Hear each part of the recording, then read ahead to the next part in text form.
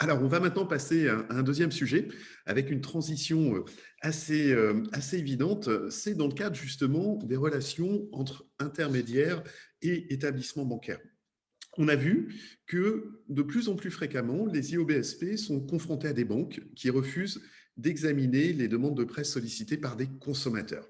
Alors, ça pose une vraie question. Quelle est ton analyse justement juridique de cette pratique? Les banques sont des vieilles dames. Les banques sont des vieilles dames qui vivent dans un monde féodal. Alors elles appellent ça, elles ont un langage à elles, elles appellent ça la banque universelle. C'est un modèle d'organisation bancaire qui date de plus d'un demi-siècle en réalité, hein, des années Oui. 60. Et il faut bien comprendre ça, qui était fondé sur la bancarisation frénétique de la population française au moyen d'un réseau d'agences lui-même complètement expansif. Il n'y a plus de bancarisation frénétique et il n'y a plus de réseau d'agences. Et la réalité que les banques nient, c'est même que le réseau d'agences, il est en pleine destruction massive. Donc ce modèle féodal de la Banque universelle française, il est complètement en train de tourner de l'œil et de tomber au tapis. Et dans son fonctionnement, on a ce que tu dis, Eric, c'est-à-dire ces privilèges que s'accorde la banque. Et parmi ces privilèges, les banques ont décidé, profitant d'une méconnaissance du droit, qu'elles étaient souveraines dans la possibilité d'accorder ou de refuser des instructions de demande de crédit à des consommateurs. Parce que ça, c'est le point essentiel, le premier point essentiel de la réponse. Ça n'est jamais le courtier qui interroge la banque. En réalité, c'est un consommateur qui vient déposer une demande de crédit auprès d'une banque. Et malheureusement, le droit manque un peu de précision sur ce que c'est que l'instruction d'une demande de crédit.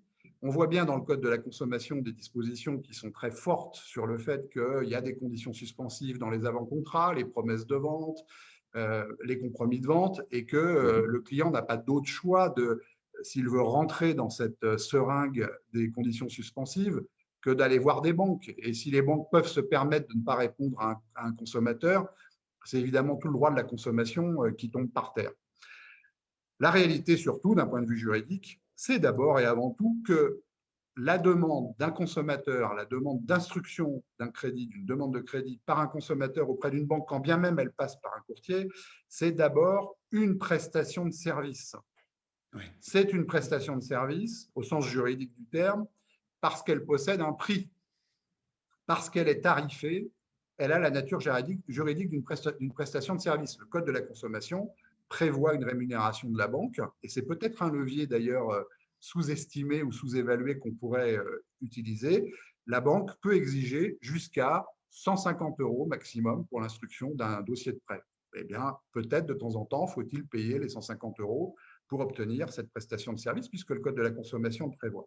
À partir du moment où on note que c'est une prestation de service, eh bien, et qu'elle est sollicitée par un consommateur, la banque ne peut pas refuser cette prestation de service à un consommateur parce qu'il y a des règles sur le refus de vente. C'est un article du Code de la consommation.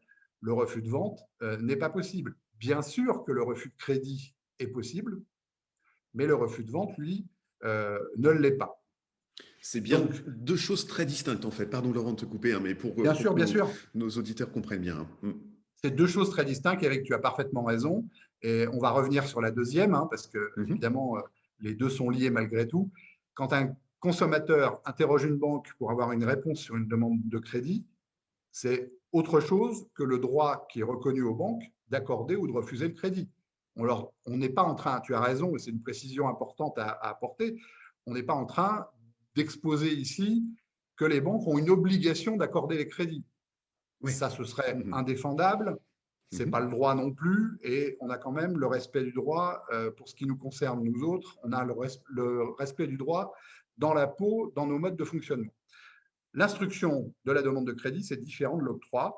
La banque ne peut pas refuser d'instruire des demandes de crédit parce que c'est tout simplement un refus de vente. Il y a une deuxième dimension qu'il ne faut jamais perdre de vue non plus, c'est qu'il y a un très bel article du Code civil qui pose que les contrats sont opposables aux tiers. Oui. Le consommateur qui choisit de confier sa demande de crédit à un courtier crée un contrat un contrat de mandat de recherche de capitaux. Ce contrat de mandat de recherche de capitaux, la banque n'a pas d'avis à avoir dessus. On ne lui demande pas son avis. Elle n'a pas le droit d'avoir un avis sur ce contrat de mandat de recherche de capitaux.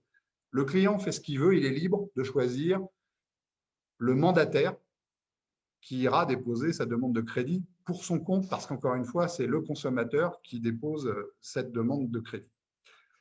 Donc voilà la situation en matière d'instruction, mais bien entendu, je suis très conscient en énonçant tous ces rappels juridiques finalement assez simples, qu'il y a à côté du droit une réalité. C'est celle que j'évoquais tout à l'heure, des banques qui se un peu vieillottes, un peu dépassées dans un modèle un peu délabré, qui se comportent de façon très autocratique. Et surtout, c'est une difficulté qu'on rencontre dans tous nos sujets de relations avec les banques, sans aucun contrôle.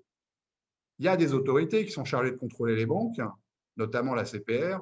Il y a des autorités qui sont chargées de protéger les consommateurs, notamment la CPR. Que fait la CPR? Ben rien. Donc ça, il faut absolument que ça change.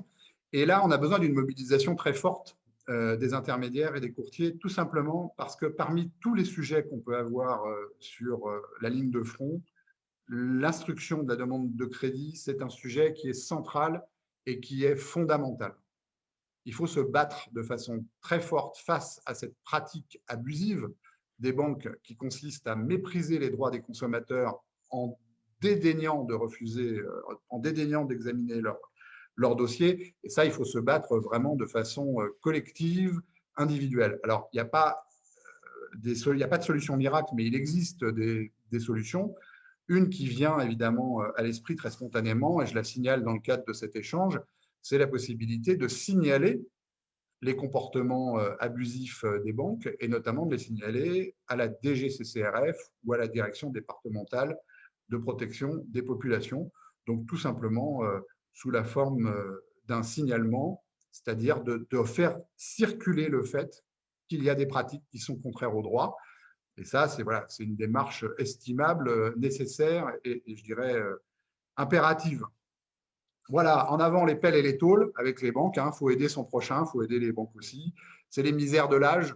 Il faut considérer ça pour les banques. Faire semblant de s'apercevoir de rien. Les banques, on l'a vu, qui baissent un peu. On les récupère un peu partout. Et donc, il faut les aider à avoir une bonne instruction. Très bien. Merci beaucoup, Laurent, pour cet éclairage. Et encore une fois, il y a un vieil adage qui dit le client est roi. Effectivement, tu l'as rappelé, le client mandate son courtier pour que celui-ci le représente, mais c'est bel et bien la décision du client qui souhaite que son dossier soit instruit par tel ou tel établissement bancaire. Merci beaucoup, Laurent.